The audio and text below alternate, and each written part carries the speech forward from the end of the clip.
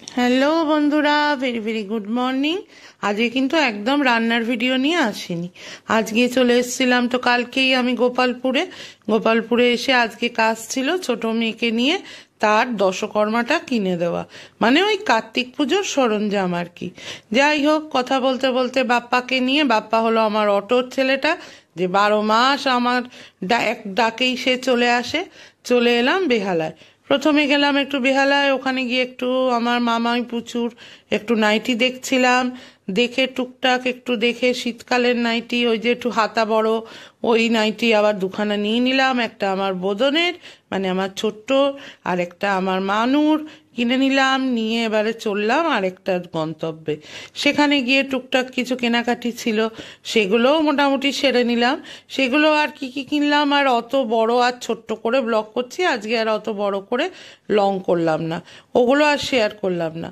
টুকটাক জিনিস কিছু কিনেছিলাম, যেমন আমার দুটো নাইটি, হেনা তেনা, এগুলো কিনে আবার চললাম পুরাতন বাজারের দিকে। এই সব জায়গা, বেহালার এই জায়গাটায় তো শুধু জামা কাপড়ের দোকান নানানে, পুরাতন বাজারেই একদম লাইন দিয়ে বড় বড় দশকর্মার দোকান। আর যে দোকান থেকে আমিও টুকটাক ঠাকুরের সর্বস্ব নিই, আমার মা দুর্গা পুজোর সমস্ত আয়োজন আমি নিতাম, আমার গণেশ পুজোর, আমার লক্ষ্মী পুজোর, সেইখানেই আমার চেনা জায়গাতেই আমি সব সময় যাই। আমি বলি না তোমাদের, আমি খুব একটা অচেনা জায়গায় গিয়ে একদমই ঠেক পাই না। ওই নতুন, আমার চেনা জায়গাই ভালো, আমার পুরাতন জায়গা, এখান থেকেই কিনে দেবো। এই দেখো কত কার্তিক সোনাগুলো বসে আছে, কি সুন্দর সুন্দর, তোমায় কি বলবো। আর ফলের তো বাজার, ফল মানে দেখার মতো, ফলের উপাচার, চারিদিকে ফলের পসরা, দেখে যেন মনটা একেবারে মানে একদম হু হু করে উঠছে, যে বাবা কি আনন্দ রে বাবা। তারপরে চললাম দশকর্মার দোকানে, গোপালের কিছু সোয়েটার ফোয়েটার দেখলাম এসে গেছে। শীত শীত তো একদমই সব জায়গায় একই রকম। তোমাদের বাবু এবারে চলে এলাম সোজা মানিক বাবুর দোকানে। মানিক বাবুর দোকানে এসে এই সমস্ত দশকর্মার স্লিপ করাবো, করিয়ে এখানেও দেখছি কি সুন্দর সুন্দর কার্তিক গো, দেখার মতো। কার্তিকের তীর ধনুক, তারপরে জানো ছোট ছোট সেই যে লাটাই, ঘুড়ি, খেলনা, এইসব তো রয়েছেই। খুব মজা লাগলো গো এই কাজটা করতে। হ্যাঁ, একটু সময় নিল, মানে কার্তিক পুজোর দশকর্মা খুব একটা কম হয় না। আর আমার বোদনের বাড়িতে তো 4 প্রহরেই পুজো হবে শুনলাম, ওই জন্য মনে হয় আমাদের স্লিপটাই একটু বেশি।